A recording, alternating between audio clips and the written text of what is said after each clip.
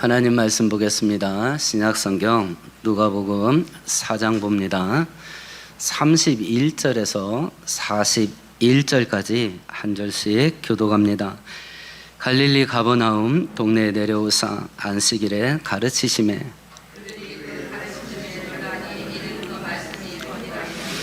회당에 더러운 귀신 들린 사람이 있어 크게 소리질러 이르되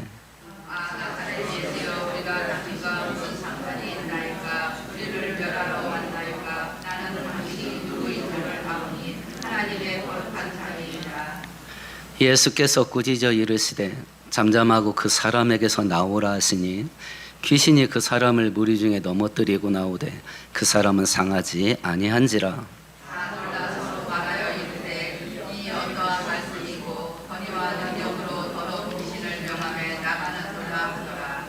이에 예수의 소문이 그 근처 사방에 퍼지니라.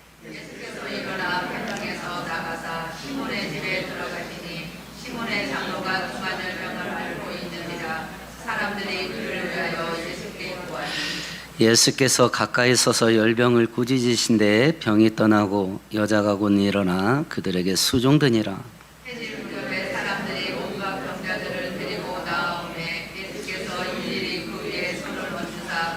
함께합니다. 여러 사람에게서 귀신들이 나가며 소리질러 이르되 당신은 하나님의 아들이니이다. 예수께서 꾸짖으시사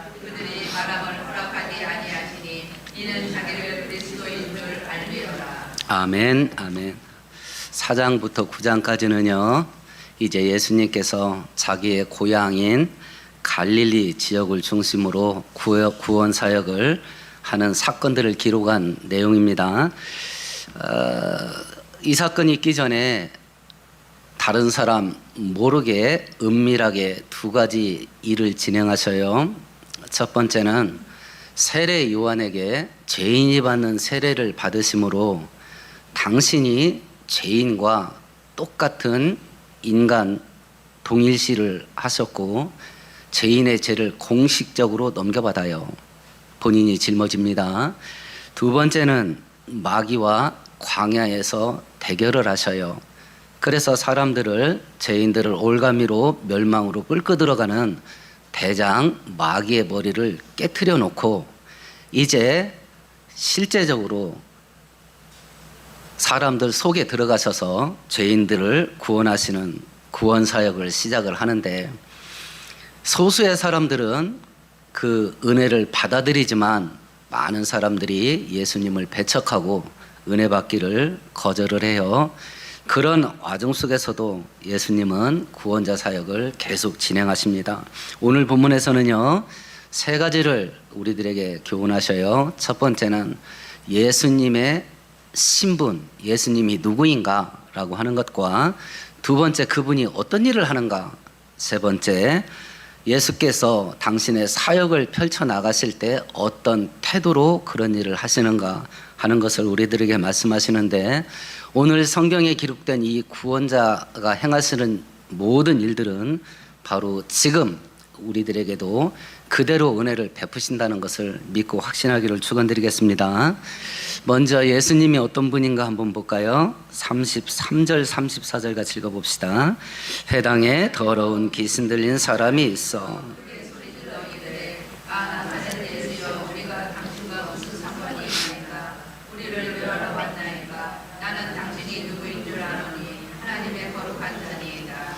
회당에 들어갔는데요, 귀신 들린 사람 속에 있는 귀신이 사람들 다 듣는 데서 소리를 질렀습니다. 뭐라고 말했냐면 두 가지로 말했어요. 첫 번째는 당신은 나사렛 예수다. 두 번째 하나님의 거룩한 자이다. 41절은 하나님의 아들 혹은 그리스도, 하나님이란 뜻입니다. 당신은 나사렛 예수입니다. 당신은 하나님입니다. 그걸 내가 압니다. 이랬어요.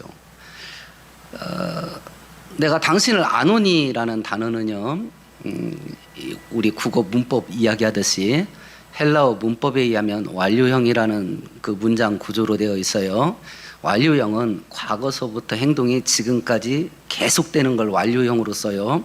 그러면 이 귀신이 예수님을 안다 그랬어요. 지금 하는 거예요? 언제 하는 거예요? 과거서부터 지금까지 알고 있는 거예요. 누군지.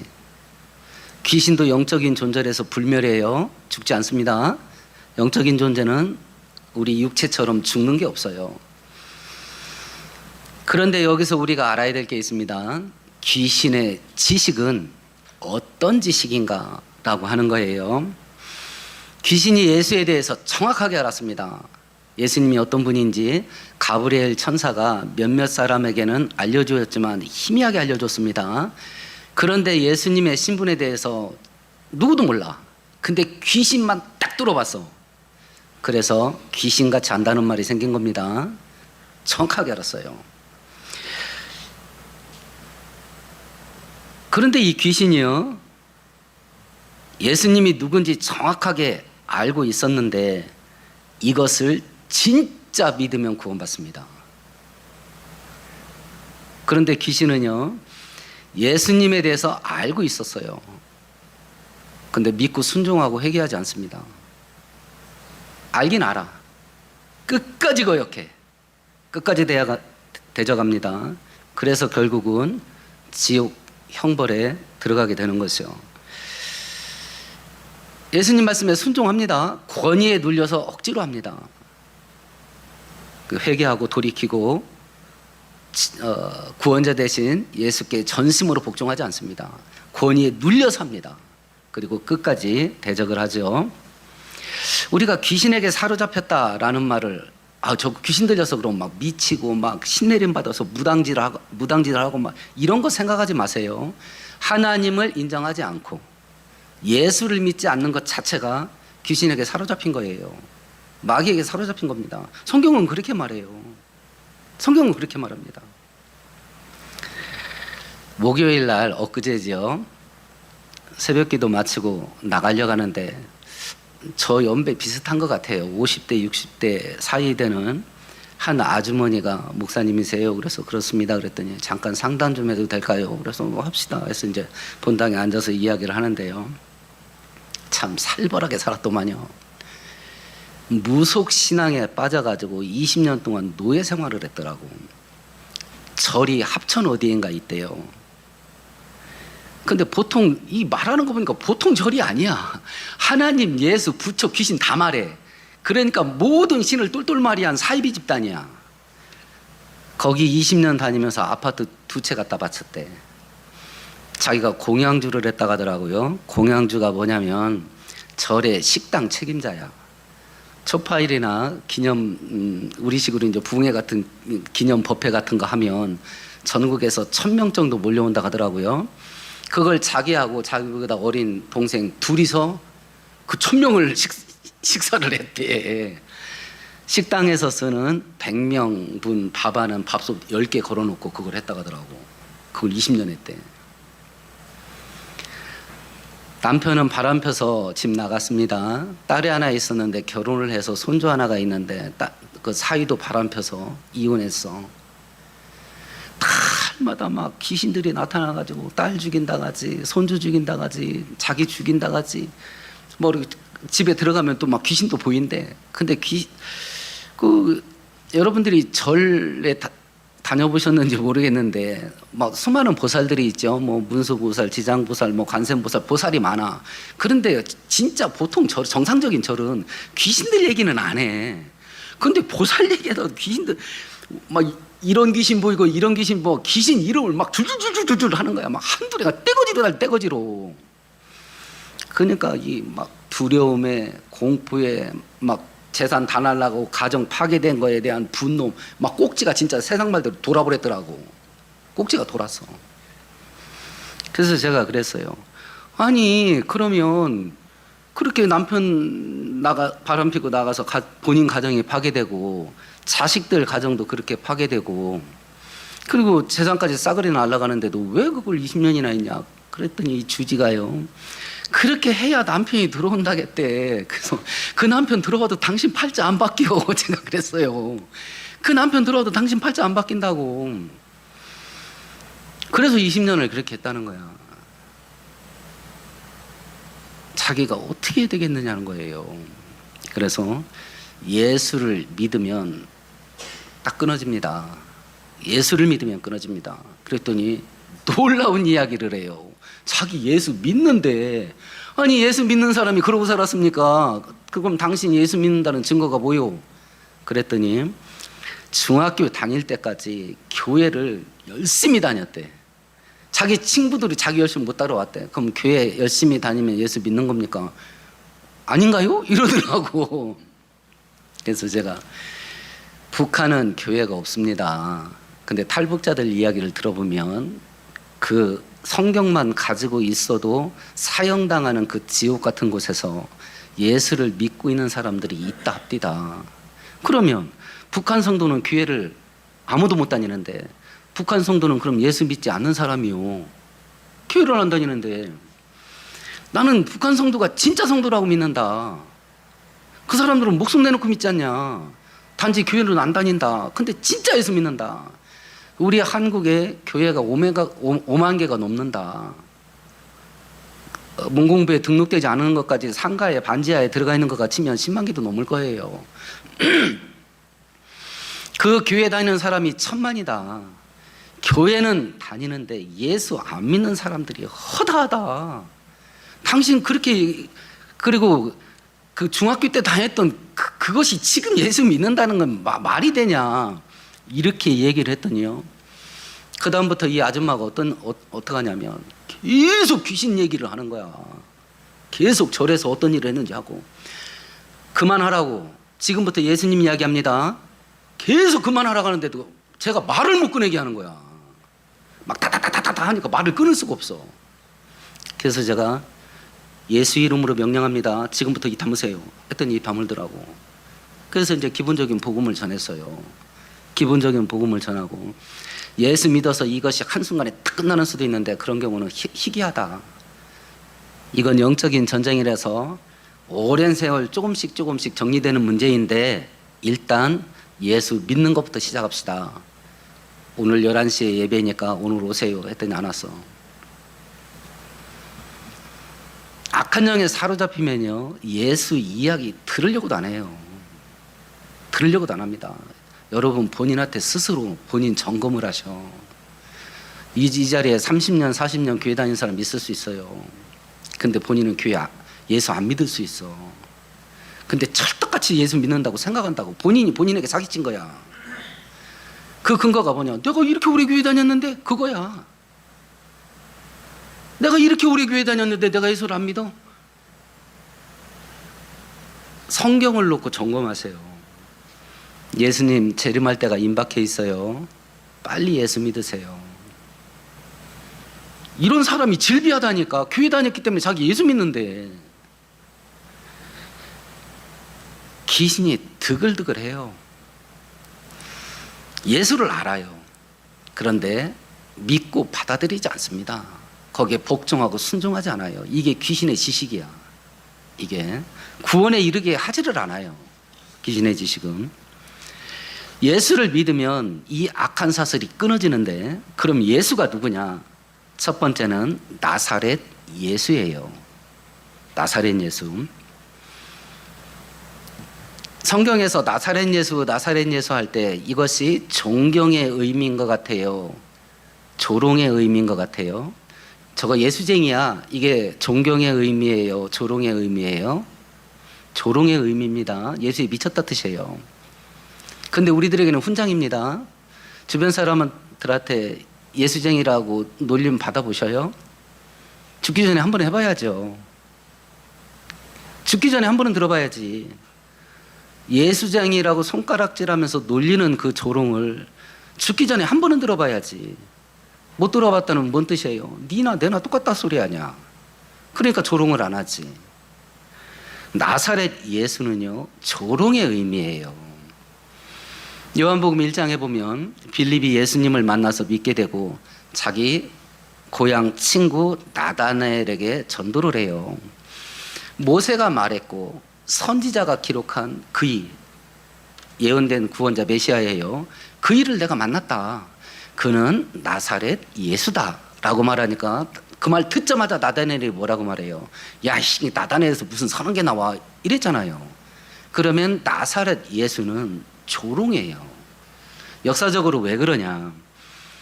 이스라엘은 우리나라 같이 남북으로 길쭉하게 고구마처럼 되어 있는데요. 주로 성경 역사를 보면 이스라엘을 침략했던 이민족들이 전부 북쪽에서 왔어. 그러니까 우리나라 신의주, 함경북도 그쪽이에요. 그러니까 이 지역은 두 가지가 섞여요. 혈통이 섞입니다. 이방 민족에게 침략을 받으니까 이 여인들이 겁탈을 당하잖아요. 그러니까 혈통이 섞여. 두 번째는 이방 종교가 들어오니까 종교가 섞여. 그러니까 정통 유대인이 볼 때는 저기는 쌍것들이야. 저기는 상종하면 안 돼. 그런 동네가 나사렛이에요. 그러니까 예수님의 첫 번째 신분이 나사렛 예수예요. 그러니까 예수님은 우리와 똑같은 사람이에요. 똑같은 사람. 사람처럼 보였다가 아니에요. 똑같은 사람이에요.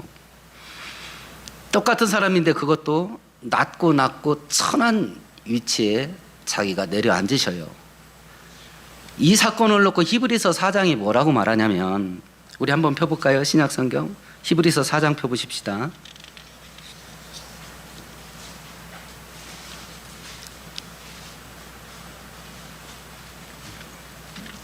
15절 16절 같이 읽습니다. 우리에게 있는 대제사장은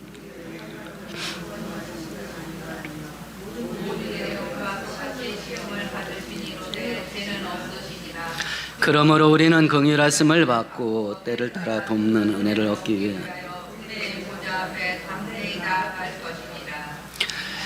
히브리서 4장이 이야기합니다. 우리의 대제사장 되신 예수님은 우리하고 똑같은 사람이었다. 그래서 우리가 뭐에 약한지, 뭐가 필요한지, 뭐 때문에 가슴앓이 하고 뭐 때문에 뒤 흔들리는지 그거 다 겪었다 본인이. 그래서 뭘 할 수 있냐? 때에 필요한 은혜를 주실 수 있다. 호라비 마음, 호라비 갑니다. 나와 똑같은 인간으로 이 험한 세상을 살아보셔서 사람이 어떤지를 다 겪어봤어. 그래서 어떤 은혜가 필요한지를 아신다는 거야. 그러니까 그 은혜의 보좌 앞에 나가면 때에 따라 필요한 은혜를 받는다. 은혜를 받는다. 나사렛 예수는 우리와 똑같은 인간입니다. 두 번째는 하나님의 거룩한 자, 하나님의 아들이에요. 그건 곧 하나님이시라는 뜻이에요. 예수님이 하나님이셔요. 그러니까 우리가 어떤 상태에 있든지 구원할 능력이 있습니다. 전능자이기 때문에. 그래서 제가 계속 반복합니다. 하나님의 능력이 어느 정도냐? 하나님이 통치가 미치는 영역이 어디까지냐? 하나님이 세상을 움직이고 경영하고 섭리하는 범위, 덩어리 크기가 어느 정도냐라는 것을 이해하는 것은 내 믿음의 크기가 얼마나 되는가 하는 것하고 직결돼요. 성경이 창세기 1장 1절부터 시작한다는 걸 늘 기억해야 됩니다. 거기서부터 출발이야. 하나님의 능력은 우주를 움직이는 게 하나님의 능력이야. 하나님이 다스리는 영역은 최소한 우주야. 천국과 지옥도 함께 있기 때문에 최소한 우주야. 그러면 이 지구 덩어리 하나 쪼물럭거리는 건 아무것도 아니에요. 내 인생 하나 쪼물럭거리는 건 아무것도 아니라고. 하나님의 의식을 우주서부터 시작을 해야 바깥으로부터 내 쪽으로 와야 하나님의 능력이 일그러지지가 않아. 근데 나서부터 시작하면 내가 있는 지금 바로 이 장소에 하나님을 가둬버려. 그럼 내가 못하는 거 하나님도 못해. 믿음이 무너져 버려요. 지금 귀신이 말했어요. 당신은 하나님이라고. 근데 그 하나님의 영역을 어디서부터 시작해야 될 거냐? 여기서부터 시작하면 인생 무너져요. 어디서부터 시작해야 되냐? 우주 바깥에서부터 와야 돼. 그래야 우주를 말씀으로 움직이는 하나님이, 야, 이거 지구 덩어리 하나 움직이는 거, 제국을 하나 세우고 망하게 하는 거, 황제를 하나 세우고 망하게 하는 거, 그거 아무것도 아니에요. 트럼프요, 교통사고 나다 죽을 수 있어요. 그렇잖아요. 언제 죽을 줄 알아? 지나가다 바람에 떨어지는 간판에 맞아 죽을 수 있다고. 그걸 할 수 있는 게 하나님이에요. 지금 귀신은요, 이걸 정확하게 본 거예요. 당신은 인간이지만 정체는 하나님입니다. 이걸 믿으면 구원받는데 믿지는 않아. 믿지는 않아. 그럼 이 하나님, 전능하신 하나님 되신 예수께서 뭐하러 이 땅에 왔냐? 구원하러 오셨대. 구원하러 오셨대. 그럼 예수를 믿으면 죄가 용서 안 받고 구원받아서 천국 가는 궁극적인 구원 받습니다. 그럼 이 땅에서는 어떡할 건데? 근데 성경을 읽어보면 오늘 본문에서도 구원자 되신 예수께서 병을 고치는 일도 하잖아요.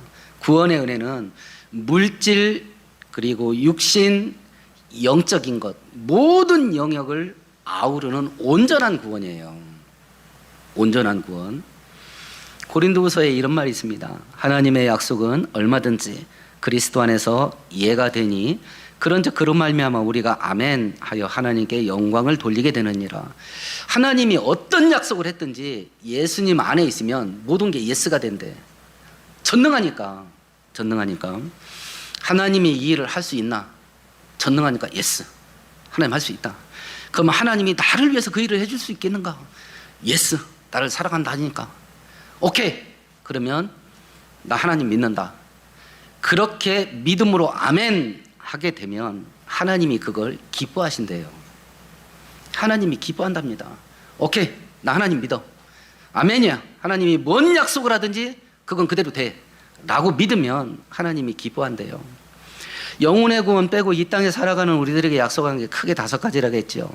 인도하심의 은혜, 보호하심의 은혜, 필요한 거 채워주시고 공급하시는 은혜, 기도하면 응답하시는 은혜, 약할 때 능력 주셔서 승리케 하시는 은혜.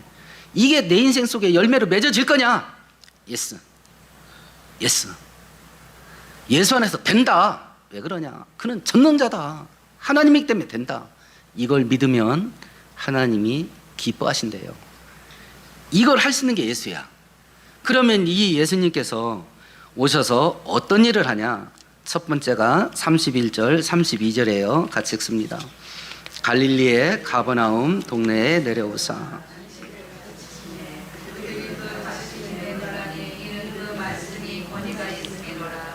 성경을 가르칩니다. 우리가 앞으로 살펴보겠지만 혹은 천국 복음을 가르치시니라 이렇게 돼 있어요. 구원 얻는 길이 뭔지, 하나님께 은혜 받으면서 살 수 있는 길이 뭔지를 가르치셔요. 죄와 불순종으로 멸망할 수밖에 없는 죄인들에게 야, 여기 살 길이 있다. 이걸 알려주셔요. 그래서 기쁜 소식입니다. 복음, 복된 복자, 소리 음자. 기쁜 소식이에요. 기쁜 소식. 그걸 구원파 기쁜 소식 선교회가 그걸 왜곡시켜서 멸망길로 끌고 가는데 기쁜 소식이래.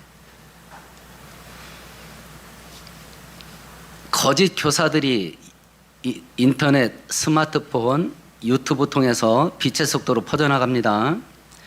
소위 말하는 자기가 목사래, 자기가 선교사래요, 자기가 신학교 교수래.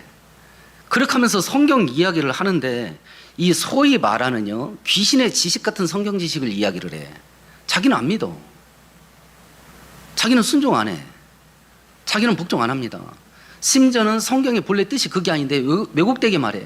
그러면서 목사래. 그러면서 선교사라고 말해요. 그러면서 신학교 교수라고 말합니다. 마귀나라 스파이가요, 드글드글합니다. 유튜브 속에. 그 마귀나라 스파이야. 그런데 모자를 어떤 모자를 썼냐면 목사 모자 썼어. 모자를 선교사 모자 썼어요. 신학교 교수 모자를 썼어. 마귀나라 스파이인데. 그런 감투를 쓰고 성경 이야기를 해.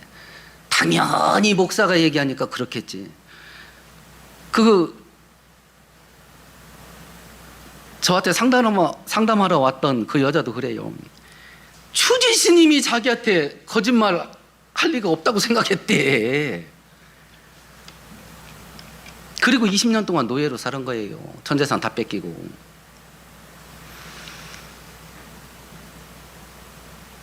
우리가 구원 얻는 기쁜 소식, 복음은 유일하게 예수에게만 있어요. 예수에게만 있어요. 그리고 그 말은 성경에 기록되어 있습니다. 딴 말 들으면 안 돼. 마귀 나라 스파이가 드글드글해. 근데 그 예수께서 이 땅에서 오셔서 하신 첫 번째 일이 뭐냐면 니네 살 길이 있다. 살 길을 말해 주신 거야. 살 길을. 그건 곧 예수를 믿으면 구원받는다. 이걸 말씀하신 거예요. 두 번째 하신 일이 뭐냐면 35절 36절입니다. 같이 읽습니다. 예수께서 꾸짖어 이르시되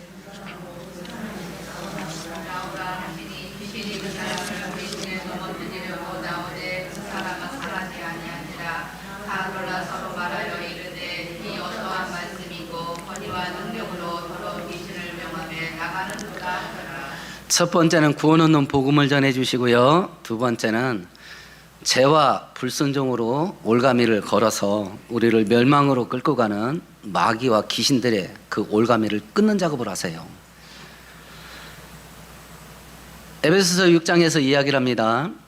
마귀와 귀신들, 악한 영들은요, 육체가 없어요. 그래서 우리의 싸움은 혈과 육에 관련된 게 아니다. 태권도 5단, 검도 3단, 합기도 2단 뭐 이런 거 해가지고 귀신하고 싸울 그런 건덕지가 안 돼요. 육체가 아니라 영적인 존재들이기 때문에 이것들과 싸우려면 성령의 전신갑주를 입어야 된다. 하나님의 능력 아니면 이거 감당을 못해요. 안 돼, 안 돼. 그런데 구원자 되신 예수께서 이 악한 사슬을 끊어주신답니다. 마귀가 싫어하는 게 크게 세 가지가 있을 것 같아요. 첫 번째는 사람들이 예수 믿고 구원받는 거, 마귀가 그거 그냥 가만히 안 있죠. 어떻게든지 성도는 전도하지 못하게 할 것이고, 어떻게 하든지 예수 믿으라는 말을 들은 사람은 그걸 믿고 받아들이지 못하게 할 겁니다. 사람들이 예수 믿고 구원받는 거 마귀가 절대 싫어하죠. 두 번째는 성도가 신앙이 자라고 성도의 신앙이 강해지는 거, 이걸 놔둘 수가 없지. 여러분들이 경건생활하고 기도를 조금 더 해야 되겠다, 매일 성경을 읽어봐야 되겠다, 이거 결심을 하고 한번 해보세요. 그게 되나? 현대인들은 아침 먹는 사람이 많지가 않을 겁니다.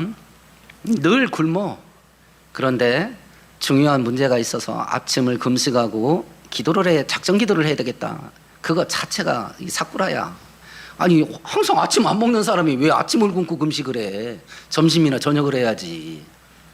근데 금식했다고 하는 말은 하고 싶으니까 어차피 안 먹는 아침에 금식을 하고 작정 기도를 한다고. 그러면요, 창자 찢어져요. 배고파서 할 수가 없어. 평소에 밥 안 먹고도 멀쩡했거든. 근데 아침에 금식하고 기도하려고 치면요, 배고파 죽을 것 같아. 마귀가 창자로 신방 온다니까. 이런 영적인 일들을 본인들이 겪어봐야 돼. 이런 영적인 일들을. 베드로서에서 얘기하잖아요. 근신하라, 깨어라. 마귀가 우는 사자같이 삼킬차를 찾아 으르렁거리느니라. 근데 이 악한 사슬은 하나님의 능력이 아니면 끊을 수가 없어. 하나님 대신 예수께서 이 땅에 왜 오셨냐? 그 사슬을 끊어주려고 왔다. 그 사슬을 끊어주려고. 그래서 예수를 믿어야 된다. 마귀가 싫어하는 세 번째는 성도를 죄짓고 불순종에 빠지게 해. 유혹해. 그래서 하나님의 충만한 은혜와 축복을 받으면서 살지 못하게 만듭니다. 그러면 이것들이 매일 우리를 공격을 하고 우리를 사로잡을 텐데, 이렇게 하는 이 마귀의 공격과 결박의 형태가 여러 가지로 나타날 수 있죠. 어떤 사람은 건강이 결박에 매일 수 있습니다. 성경을 읽어보면요, 예수님께서 병을 고치시는 방법이 세 가지가 있었어요. 첫 번째는 오늘 본문처럼 귀신을 쫓아서 병을 고쳐주는 게 있어요. 그건 그 병은 귀신이 때문에 온 거야. 두 번째는 소자야 네 죄사함을 받았느니라 하고 죄를 용서해줘서 병을 고쳐주는 경우가 있어. 그건 죄진 것 때문에 징계로 받은 질병이야. 세 번째는 약한 것을 고치시니라 라고 돼 있는데, 요게 면역력 떨어지고 바이러스 감염되고 병원 다녀야 될 병이 요거야. 요거. 혹여라도 병 때문에 치유를 놓고 기도하는 분이 있으면 이거 나 같은 경우는 어떤 경우지? 저도 모릅니다. 모르니까 세 개 다 하는 거야. 모르니까 세 개 다 하는 겁니다. 하나님, 이게 혹시 귀신의 공격 때문에 생긴 거면 더러운 귀신들을 물리쳐서 고쳐주세요. 그 기도도 하고, 나도 모르는 죄 때문에 징계로 온 병이 있을 수 있으니 하나님, 혹여라도 이게 저의 알지 못하는 죄 때문에 생긴 것이오면 예수 그리스도의 보혈의 능력이 모든 죄를 씻을 수 있으니 제가 그 피의 능력을 믿습니다. 그 피로 저의 죄를 씻으시고 이 병을 낫게 해주세요.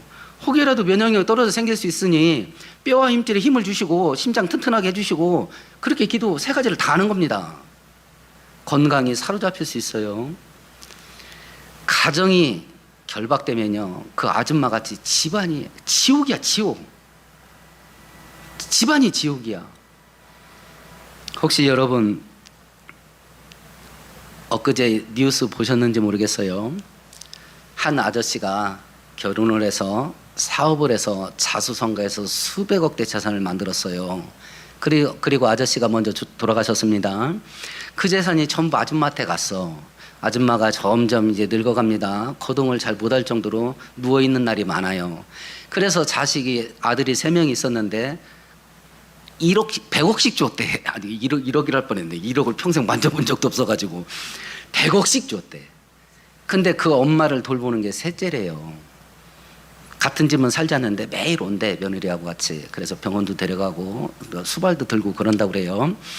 그래서 첫째, 둘째 모르게 셋째한테 조금 더 줬대. 첫째, 둘째가 야마가 돌았어. 맨날 와서 엄마한테 행패를 부려. 어느 날 셋째 며느리가 와서 보니까 시어머니가 돌아가셨어. 근데 오전에 첫째, 둘째가 왔다 간 걸 알았거든요. 병원에 가서 부검을 하다 보니까 뇌출혈이고 한쪽 갈비뼈가 다 나갔어. 그러니까 첫째, 둘째가 넘어져서 그런 거 보라고, 우리는 모른다고 발뺌을 하는 거예요. 근데 어머님 핸드폰을 조사해 보니까 오래전서부터 팼어.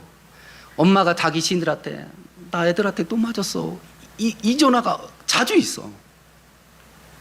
100억씩 받았거든. 근데 더 달라고 엄마를 맨날 패는 거야. 근데 마지막 돌아가실 때는 누워있는 엄마를 옆구리를 찼나 봐. 그러니까 한쪽이 그냥 으드득 나간 거야. 으드득. 수백억 재산이 있으면 돈 많으면 행복할 것 같죠. 일단 행복할 가능성은 많습니다. 그래서 돈 달라고 기도하셔야 돼. 행복할 가능성이 많아져요. 그러니까 일단 돈은 있어야 돼. 돈 달라고 기도하셔요. 근데 그것이 결정해 주지 못해. 지옥을 만들어, 지옥을. 영혼이 사로잡혀. 온갖 귀신에 막 드글드글해. 이단에 빠져. 나는 아무 종교도 안 믿는다. 그거 마귀에게 사로잡힌 거야. 나는 아무 종교도 없다. 마귀한테 사로잡혔다니까. 이런 과학시대의 신이 어딨냐. 그거 마귀에게 잡힌 거야. 잡힌 거라고. 이런 모든 결박을 끊을 수 있는 것은 예수밖에 없어요. 그래서 예수를 믿어야 돼. 그래서 세 번째 행하신 일이 뭐냐면 38절 39절 같이 읽습니다. 예수께서 일어나 회당에서 나가사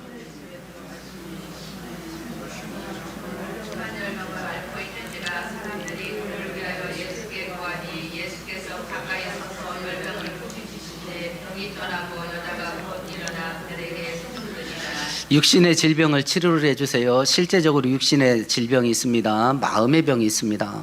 뭐 스트레스, 우울증, 뭐 수많은 정신병이 있잖아요. 마음의 병이 있어요. 사회 전체가 병드는, 요즘 사회학자들이 심각하게 연구하는 게 사회 전체가 병드는 거예요. 사회 전체가 병드는 거. 한 국가가 전체로 병들 수 있습니다. 우리 대한민국에 딱 걸렸어요. 불이 양쪽으로 국민이 쪼개져 가지고요, 증오와 분노로 드글드글합니다. 사회, 국가가 막 전체로 병들었어. 병든 세상을 치료할 수 있는 것은 예수밖에 없어요. 그래서 예수님께서 나는 건강한 자를 위해서 온 게 아니다. 건강한 자는 의원이 필요 없다. 나는 병든 자를 구원하러 이 땅에 왔다. 병든 자를. 병든 세상을 치료할 건 예수밖에 없어요. 우리나라 정치는요, 사입이 종교됐어요. 잘 분별하세요. 정치인들은 우리 구원 못해요. 우리나라 정치는요, 사입이 종교됐다니까요. 사입이 집단이에요. 국민들 거짓말로 속이고 현혹시키고 세뇌해가지고요, 자기 이속 챙깁니다. 이쪽 정당이나 저쪽 정당이나 다 그래요. 사회를 치료할 수 있고 이 나라를 치료할 수 있는 건 예수밖에 없어요. 정치인들은요, 우리 등골 빨아먹어요. 그 사람들 뒤에서 뒷근육으로 어떤 일 했는지 뉴스 날마다 보시잖아요. 날마다 보잖아요. 아마 5년 동안 무서운 일 할 겁니다. 물 들어올 때 노적을 했다고요. 엄청난 횡령을 할 거예요. 드러나면 재수 없는 것이고 안 들어가면 법으로 눌러버릴 겁니다. 뭐가 어때서 이럴 거예요. 그거 우리가 그대로 당할 거예요. 권력의 막대기라는 게 있어요. 중국에 쎄쎄합니다. 미국에 가서 납작 엎드립니다. 그러면 그 권력의 막대기를 누구한테 쓸 것 같아요? 우리나라 국민한테 쓴다고 그 막대기를 쥐잡듯이 패잖아요. 국민을. 이 속성을 아세요. 그러니까 정치인들은 사이비 교주예요. 정치인들 우리를 구원 못합니다. 치료 못해요. 예수만 할 수 있어요. 그러니까 우리는 민주당 아니에요. 국민의힘 아닙니다. 우리는 예배당이요. 우리는 예배당이라니까. 그러니까 어떤 일을 만나든지 성경으로 분별하세요. 성경으로. 성경에 맞으면 악인이야. 내가 좋아하는 정치인이라서 너는 뭐든지 해도 돼. 아, 기독교인이 이러면 어떻게 해? 기독교인이 질병을 치료하는데 이 병이요, 이젠 단순한 육체 질병만이 질병이 아니야.